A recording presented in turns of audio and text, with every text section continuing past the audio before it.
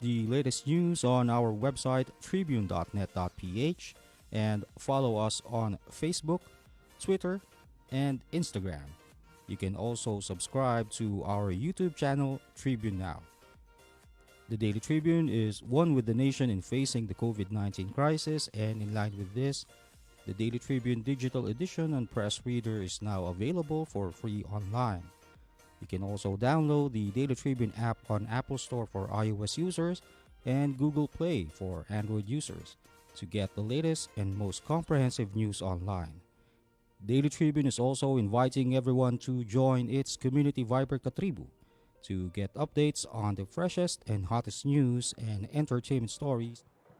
Good morning, everyone. Good morning, mga katribo. I'm Tina Maralit. I am Vernon Velasco. And this is Straight Talk, where we bring you to the front seat of the discussion regarding the hottest topics today without fear or favor. So partner, huwag na nating patagalin. Marami tayong pag-uusapan. Papakilala na natin ang ating special guest for this morning, Taytay Mayor George Ricardo Gacula II. Good morning, Mayor. Good morning, Mayor. Hello.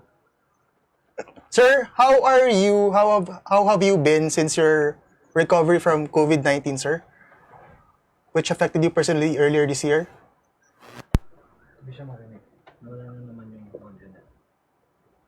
I have 4 days lang on paper at saka after that, recover tayo. Parang normal agad. So, I guess that it's either the strain that infected me was just a mild strain. And, or malakas talaga yung aking katawan, so I was able to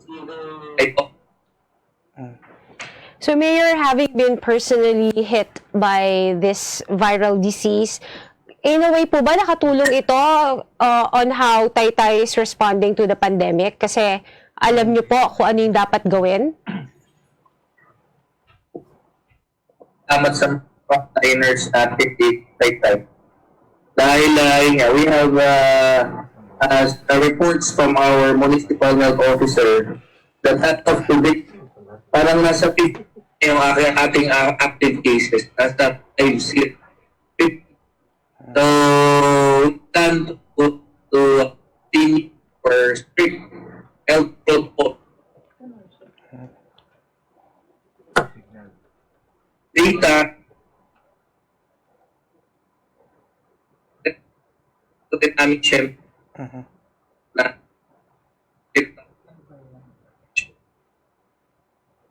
Ayan. So, Mayor, per the latest data, Rizal Province has one of the highest incidents of COVID-19 infections. Para po sa Taytay, what are your anti-COVID-19 measures that you are employing para hindi po lalong lumobo? Yun namang mga minimum health protocols ng IATF, yan ay sinusunod namin. Although, talagang overwhelmed na rin yung system sa tagal, no? This has been going since March. Medyo hirap na din kami dahil ayun nga, nung maging GCQ status tayo, yung mga tao parang siguro yung iba doon iniisip nila wala na. So talagang ngayon, hirap talagang magpa-impose ng discipline. Although I commend the Taytayeños because most of them are following strict health protocols, no? So, magkakaroon na tayo ng problema, lalo-lalo na yung mga bata, pasaway, lumalabas pa rin. So, nahihirapan na rin. Pagod na rin ang ating kapulisan, tsaka mga tanod, mga barangay. So, ano natin, siguro dapat talaga sa family, sa household, we should be the one who will be implementing the guidelines. Kasi, mahirap natin iasa yan sa mga puro LGU lang at saka mga agency. So, yun ang amin dito. Tuloy-tuloy pa rin. At gusto talaga namin na if not totally ma-eradicate, drastically mapababa natin yung figures ng mga infection dito sa bayan ng Taytay. Ayun on our part because we are near Metro Manila. We're like NCR, no? We are the most Lunes, November 16, 2020, katulad ng dati ang schedule po ay Lunes hanggang Biyernes mula alas 8 ng umaga hanggang alas 4 ng hapon. Pwede po ang online booking o kaya ay walk-in para sa rapid test at swab test. Ang resulta ng rapid test ay makukuha din matapos ang ilang minuto, samantalang ang resulta ng swab test ay makukuha sa loob ng 1 hanggang 2 araw. Ang COVID-19 screening process gamit ang cane and dogs ay optional. Para po sa may mga takot o phobia sa aso, libre po ang lahat at wala po kayong kailangang sa high risk of infection, lalong-lalo na yung mga nagtatrabaho sa mga call centers, sa mga taga Rizal, yan, isa sa mga namin na nagiging problema na kadalasan yan, mga bata at mga asymptomatic. So, yan ang aming pinag-aaralan ngayon kung paano natin talaga November mapapasunod sa 16, mga mahigpit 2020, na katulad ng dati, ang protocols. schedule po ay One of your Lunes efforts, hanggang Biyernes sa mula alas 8 ng municipality umaga mayor, hanggang yung alas 4 ng pakikipag-partner hapon. nyo sa Pwede po isang ang app. online booking o Again, kaya again, ay I walk-in guarantee- para sa rapid One of test your at swab efforts po test. sa Ang municipality ng resulta ng Taytay is yung pakikipag-partner nyo po doon sa contact tracing. Hello. Hello, sir. Can you hear me? Bakit ulit yung... One of your efforts po. Hindi ko kayo makita. Bakit ganun? Hello. Ayan, we're having Hindi ko kayo makita sa... sino yung fermente ang naririnig ko lang. Ayan. Okay. Na yung ano. Alright, I think we're having a little difficulty. Yan. Sige. Ayan. Pakilakasan kasi hindi ko marinig yung mga host. Hello. Mayor, hello. Merry Yeah, Christmas. I can hear you. Okay. Yan. One of your efforts po in the municipality is you partnered with the contact tracing based app po to get rid of the paper based. Can you tell us more about this? Well, yung Trace app, it's a big help to us because this is one of the municipalities or LGUs na lagyan kami ng Trace app for free, at no cost to the local government. So it so happened that my son, Councilor Ricardo Gacula, has a classmate in Lasal who is one of the owners of the Trace app. So nung introduce sa amin ito, 1 week pa lang na kagagaling dito ni Mayor Benji Magalong to give us some pointers of the intensive contact tracing efforts that he did to Baguio. So ayun, nagkataon na nagka-timing talaga. We were able to utilize this Trace app, and even in our public transport ay nagagamit namin yan, mga tricycle namin, nagagamit namin yan sa mga passengers and also the drivers. So now, Trace app is being widely used dito sa ating municipality of Taytay. And yun nga, maganda rin yan kasi nga free lang yan. We did not spend a single cent on it. What do you think, Mayor, are the basically long-term investments to improve the city's resilience to shock in the future po para maiwasan tong mas naririnig ko pa yung yung nagtuturo ng kamay. Yeah. Hello. Kaysa sa Hello. Mas naririnig ko pa siya, mas malakas pa ang boses niya. Hello po. Can you hear me? Mayor, narinig niyo po kami. Yan. Go ahead. Yan. What long-term investments po, Mayor, do you think the city needs to to be resilient from all of these shocks, from future shocks po? Sorry, can you repeat that again? I'm having a hard time hearing you. What long-term investments po are needed po to improve the city's resilience against shocks in the future? You mean about this pandemic, what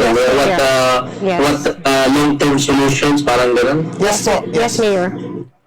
Yeah, right now we are investing on quarantine facilities, no. With the help of Secretary Mark Villar and siyempre si President Duterte. We are now building 20 buildings na quarantine facility dito sa bayan ng Taytay. Because nakikita namin na this COVID-19, it won't go away easily. Kaya mangyayari dito, when we have these quarantine facilities permanent quarantine facilities in place. We will prepare some a scheme wherein itong mga tao na nagkaroon ng infection will be easily isolated and taken care of. No, we're trying to put up a decent, comfortable quarantine facilities na permanent na to. This will, as long as there's COVID, i-maintain namin ito. And this is a long-term solution also. Dahil nakikita namin, most infections are happening at home.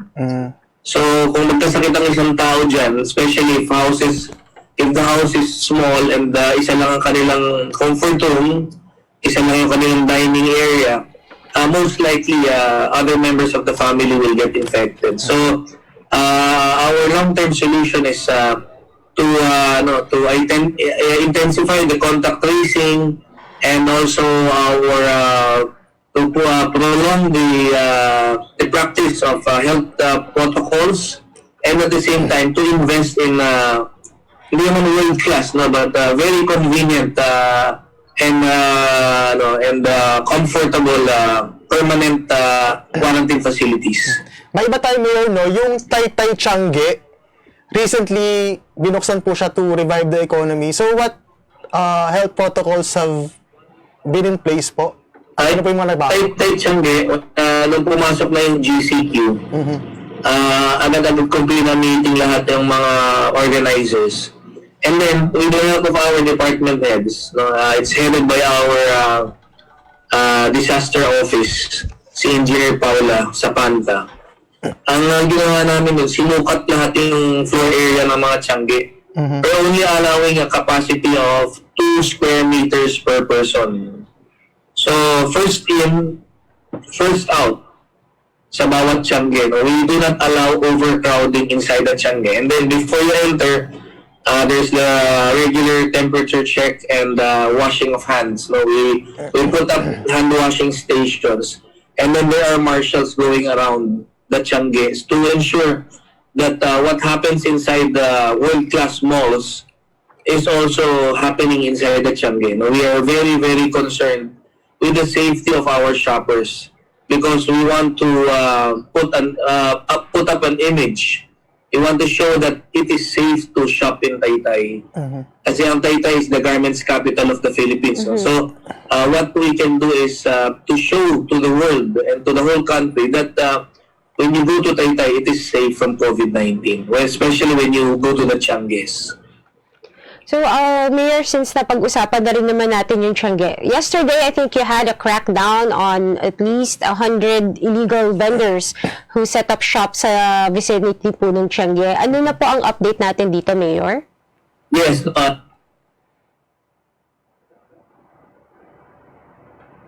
These illegal stalls are not obeying our health protocols, no? And then they're situated in the streets and also in the gutters, no? So ang nangyayari dito, they are not practicing the health protocols, and they may cause infections of COVID-19.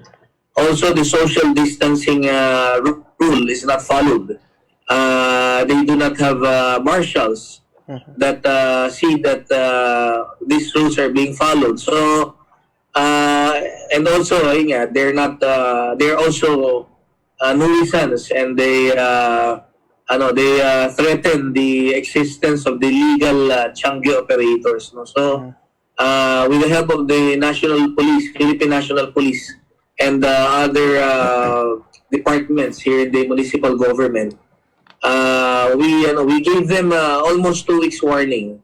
But akala nila they just took it for granted. So we are firm. No, we are very firm in our decision to make our tiangge very safe and accommodating to shoppers from all over the world and all over the Philippines. Kaya the LGU will continue to enforce very, very strict measures so as to ensure the safety of shoppers. Nung pumutok, Mayor, yung pandemic, maraming mga shops na nagsara. So, isa na yung Tiangge. So, how did you assist po yung mga MSMEs natin, considering that they are the heart of the Taytay economy? Well, alam mo, Taytay is very lucky dahil we are in the garments industry. No? We have skilled sewers and dressmakers. No? During my quarantine, when I got sick, no, Senator Amy Marcos called me up and said that she had a genuine PPE from the United States Center for Disease Control, CDC of the United States. So, sabi sa akin ni Senator Amy, Mayor, I have the original CDC PPE here. I'm going to send it to you. So, through Lala Move or through other, she sent it to me. And then we researched on what kind of materials are capable of protecting us when we try to do this PPE. So luckily, Taytay has so many garments, and we were able to source taffeta. Taffeta is being used in raincoats and umbrellas. And we were able to manufacture PPEs and face mask, washable face mask. And we were able to sell it online. No? Almost 80% of all the PPEs and face masks come from Taytay. And that helped our industry while we were under ECQ. So it's a blessing from the Lord that our skilled Taytayenyos were able to cope up. No? We were able to sell online. We were able to supply private hospitals. We were able to export PPEs to other parts of Asia and the world. So, yan ang naging blessing sa amin dito sa Taytay. So, partner, interesting discussion with Mayor Joric so far. Marami pa tayo itatanong sa kanya. But first, we'll take a little break. Diyan lang po kayo. Fiber is the free and secure way to connect with friends and family anywhere. Send messages and make phone and video calls for free. Download Viber now.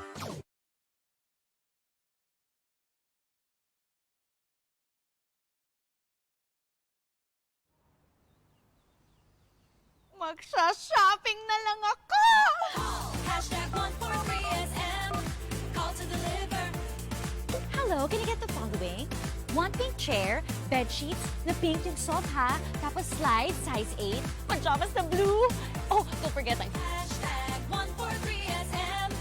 Call to deliver. wait lang, okay ba yan?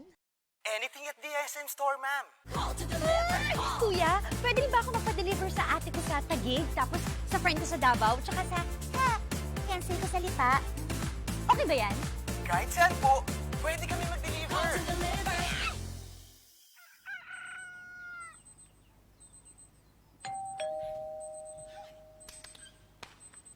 Call. Hashtag 143SM. Call to deliver. Hashtag 143SM. Call to deliver. Call. Hashtag 143SM. Hashtag 143SM. Call to deliver. Call na rin kayo. Call to deliver. And we're back here. You're still here on Straight Talk with Taytay Mayor Joric Gacula. So, partner, babalikan ko lang yung discussion natin dun sa Tiangge. So, Mayor Joric, itong mga illegal vendors, obviously, they will not have the guts to set up shop there kung walang nag-entice sa kanila or wala silang sinasabing organizers. Kilala niyo na po ba itong mga sinasabing organizers, itong mga illegal vendors na to? At ano po ang steps na ginagawa ng LGU para po masigurong hindi na po mauulit? Ito, police si Major Rodema was the first charge operations. At sabi ng iba to, pero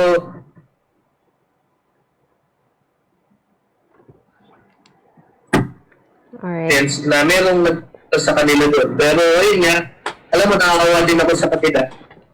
Most of these people are not from Taytay. These people come from different parts of the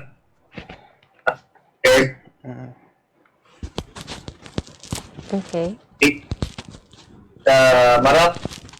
So, parang nangyari kasi dito is word of mouth na sa Taytay ay napaka ganda ng business. So, other people left their provinces and set up their shop here.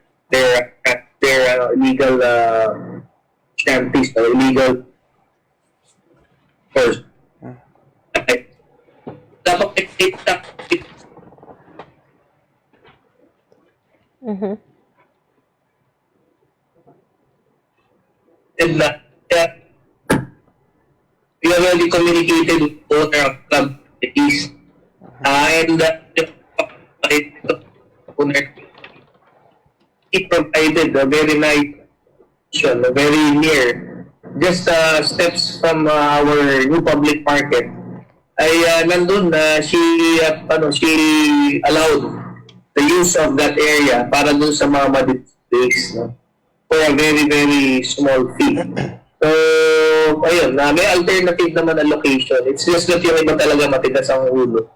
Pero kung sa alternative location, napakaganda because it's just a few steps from our public market. Napakaganda. And then, malapit pa sa main road ng Rizal Avenue. So, I'm sure na hindi sila doon.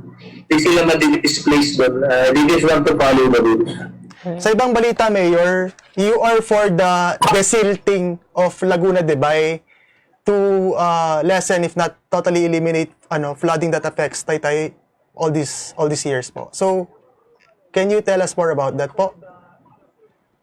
During the time President GMA, there was a move to dredge Laguna Lake. No? Kasi I remember when I was still kid, Laguna Lake, lalim talaga yan. We used to go boating there at saka yung mga grandfather ko, we went through, we hunted for ducks during the time na walang hunt. So, so nangyayari dyan, all the rivers and waterways from different municipalities of Rizal and Laguna, ang puntahan dyan ay Laguna Lake. So kung tilted na ang Laguna Lake, saan pupunta yan? So nangyayari dyan, like what happened during Ondoy, ay naging stagnant yung mga baha sa mga bayan at mga syudad dito sa nakapaligid sa Laguna Lake. At yan ang magandang solusyon dyan, yung plan before na soil, the topsoil, and other materials na madedredge dyan, it will be used to form a road dike. This dike will become a circumferential road that will ease up the traffic. So people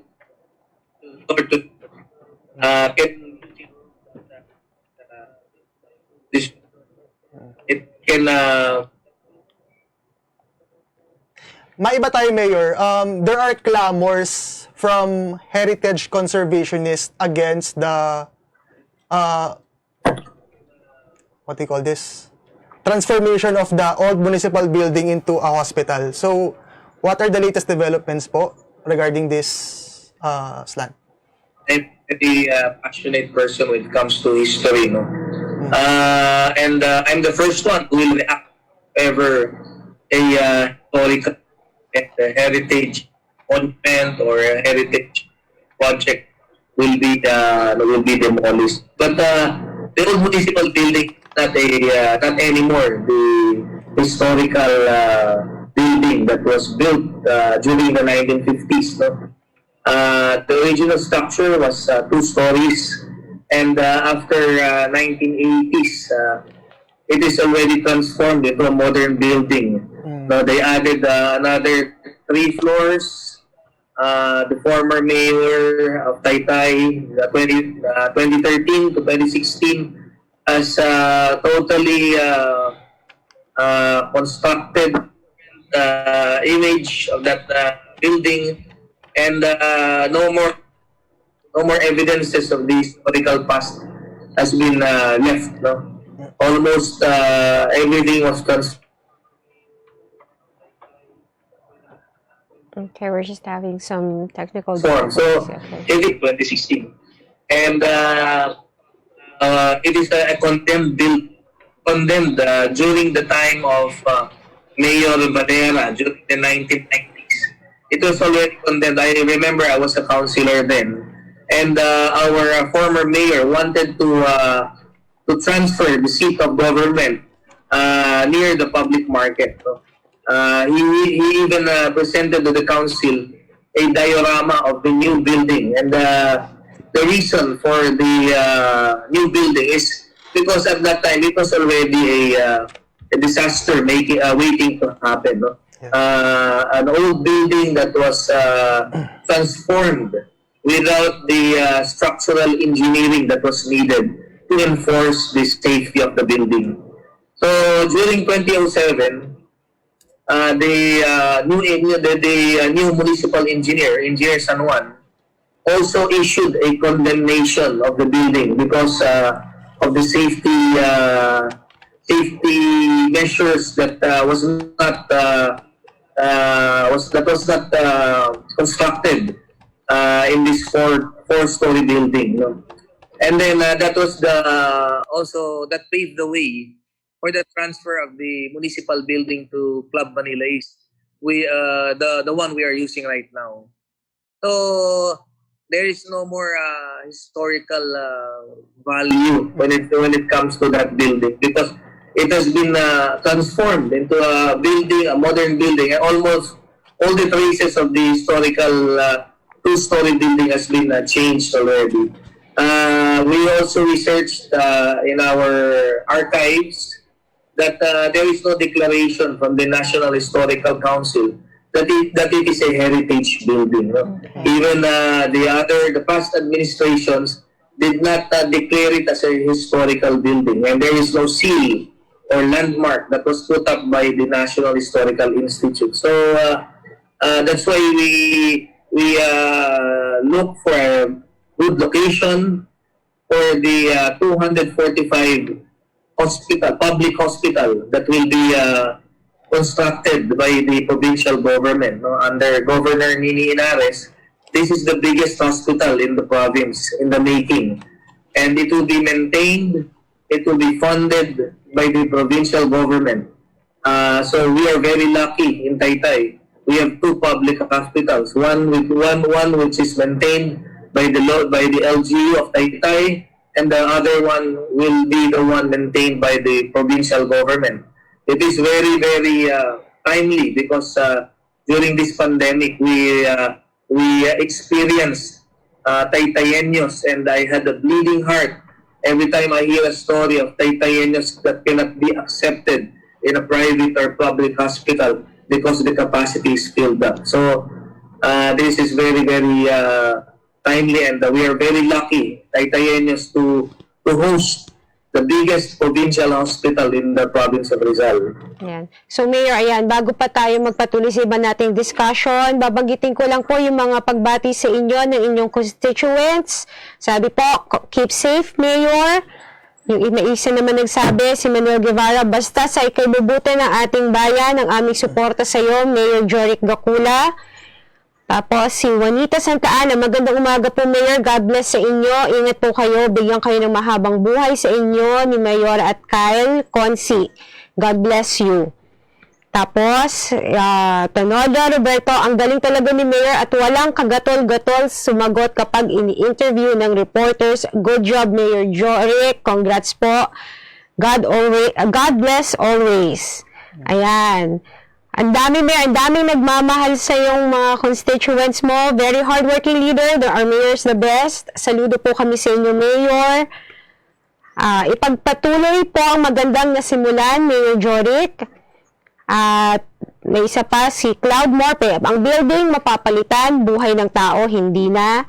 Sabi naman ni Claire Barcelona, inuuna talaga dapat ang kalusugan. So, ilan lamang po yan, Mayor, sa mga nagpapaabot ng kanilang pagbati at pasasalamat sa inyo, Mayor Jorik, yung mga nagmamahal mong kababayan para sa iyo. Nagbigay ng comment. Alam niyo, mahirap talaga isang buhay ng namumuno. That time, so, mali na lang dito is do the greater good for the greater number of Taytayeños. Kung sino mas higit na makikinabang niya ay yun ang ating paboran. Kasi lalo-lalo na yung mahihirap ay nakikita natin napakabigat ng medical expenses. No? Kabuka kunyari isang bata ay na nagdapa. Ang CT scan po ngayon ay 8,000 sa private. No? So pag nalagay yung ating hospital na yan, baka mapababa natin ng 2,500 ang isang CT scan. So napakalaking tulong po niyan para sa ating mga kababayan. Mahihirap. No? Yung mayayaman kasi kayang ma-afford pumunta sa mga private hospital. Pero yung mahirap po, which is a very, very large percentage of our population, sila ang tunay na makikinabang dyan.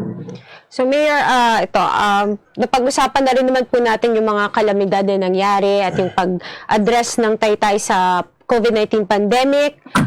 Sa mga nagdaan pong sunod-sunod na bagyo at ito pa nga pong patuloy na paglaban natin sa pandemya, resources-wise, how is Taytay doing? Is there still enough to go around? At po, mga kababayan, we are very happy na kahit pa paano po ay tumutugon pa rin, especially the big businesses that are based in Taytay, ay patuloy pa rin yung pagbayad nila ng mga buwit sa pagtangkit at pamahalaan. During the ECT, the local government supported the people who were mostly affected by ECT, like yung mga waiters, the bouncers, the jeepney drivers, tricycle drivers, dressmakers, hair and makeup artists, fashion designers. At po ay aming kahit sa paanong pamamaraan ay sinubukan namin tulungan. At ayun nga, ang ating pamahalaan ay nagpapasalamat doon sa mga Taytayenyos who are well off that have shown support during this pandemic na ang tingin namin ay we can endure this and we will push through. We will pull through. Although we decided to reduce our expected budget next year by 20%, dahil nga I'm sure na maraming mga negosyante ang naapektuhan. We are still hoping that after the vaccine arrives, things will be normal dito sa Taytay. And we've known Taytayenyos to survive different problems. So during the past, we were greatly affected by the globalization, which we defeated by producing world class and affordable clothes. So sa tingin ko po ay kakayanin namin ito. I have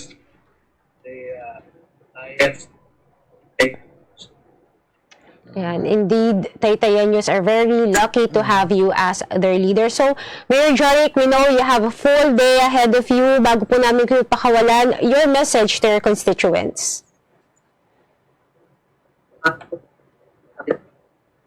Ako po ay nakikiusap sa pa rin na mag-tiis at magtyaga na suporta ng lokal na pamahalaan. Ganun din at pamahalang na sa panahon na ito, dapat tayo nagkakaisa. Huwag natin pansinin, huwag natin punahin yung iba na sinasamantala ito para sa kanilang political break. Dapat tayo ngayon, wala muna yan, magsama-sama tayo. Sinatin natin na pag-COVID-19, ayusin natin ang pagpapatit na normal. Ang ating pamahalang bayan po ay talagang nakahanda. Nag-allocate po kami ng 20 million para sa isang taon. At na kailangan dagdagan pa para po may pambili tayo ng bakuna kung sakaling lumabas po ito sa ating bansa, ay una, ipaprioritize natin ng mga pagtanapon, yung mas mahirap, madaling tamaan ng disease na COVID-19, yung virus. So kami po ay nananawagan sa lahat na lalo-lalo na yung ating mga kababayan na hindi pa maunawaan o hindi ko alam bakit hindi maintindihan na kailangan natin ay kalusugan. Alam ko na napakahalaga ng story sa ating lahat, pero buhay ng tao.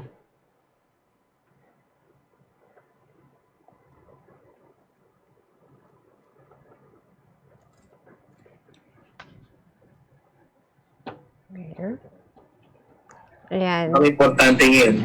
Pagkakuna natin ngayon, pandemic, walang kwenta ang pera, walang kwenta ang kayamanan, walang kwenta ang sikat. Ang pinaka-importante ngayon yung kalusugan. And that's what we're doing. No? ang ating pamahalaan sa tulong ni Governor Nini Nares, ni Congressman Jack Duarte, ay nakatuon para sa kalusugan ng mga Taytayenyo. Kaya sana po, yung mga kumukontra, bigyan nyo ng pagkakataon. Pag natayo na yung building na yan, libre ang gamot ninyo dyan. Ako nang bahala sa inyo. So sa mga kumukontra, sagot ko ang gamot ninyo para huwag na lang kayo kumontra. Maraming salamat din sa Daily Tribune sa inyong pagbibigay ng panahon para kami ay marinig yung side ng ating LGU at makakaasa po kayo na kami po ay palaging nandito. They're doing what's best for the Taytayen. Yan, maraming salamat kay Mayor Ricardo Gacula II. So partner, that wraps up another edition of Straight Talk. This has been Tina Maralit. I am Vernon Velasco. We'll see you again next time.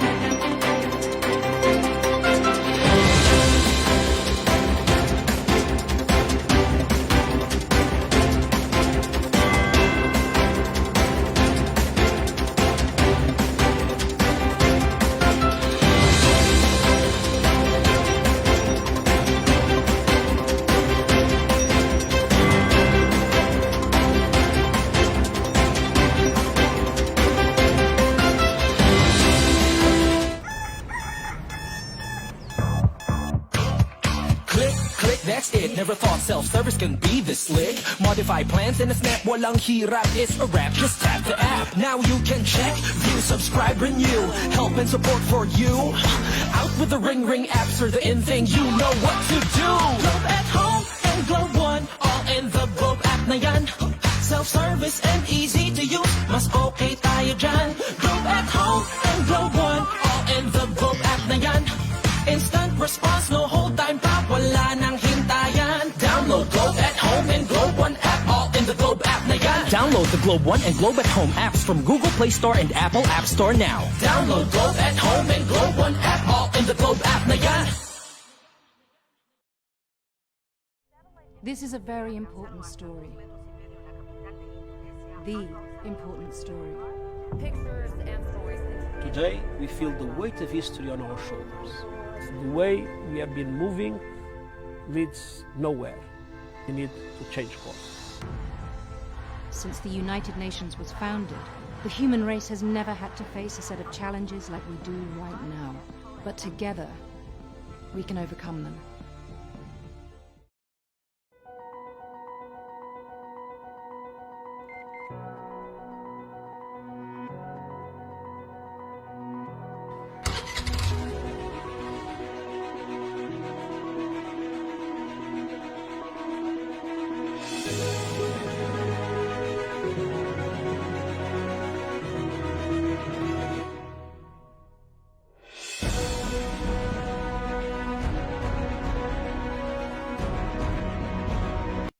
Good morning, sir. How may I help you? Bakit kailangan ko pang pumunta sa bangko? Oo nga naman, sir. Ba't kailangan pang pumunta sa bangko?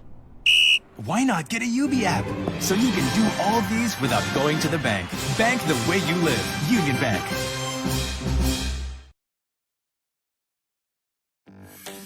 Araneta City, home to the country's first indoor shopping mall, the world's original Thrilla, and the first ever Bini Bini pageant. Now a place for your first win, your first catch, your first home, your first big break, your first date, and even your first love. Araneta City, the city of firsts. Dito sa amin, dignidad ng bawat Valenzuelano ang aming inuuna at naniniwala kaming nagsisimula ito sa tahanan. Tinayo namin ang Disiplina Villages, mga micro-communities sa loob ng Valenzuela para sa mga informal settlers at kanilang mga kapamilya. Kumpleto ang mga ito sa basic facilities at utilities ng bawat komunidad. At kahit hindi kalakihan ng mga units, hindi kulang sa pagtutulungan at maayos na pamumuhay ang nakatira dito. Sa fully sustainable housing program namin, hindi lang bahay ang binubuo, kundi buhay. Pagdating sa housing and development, Valenzuela works.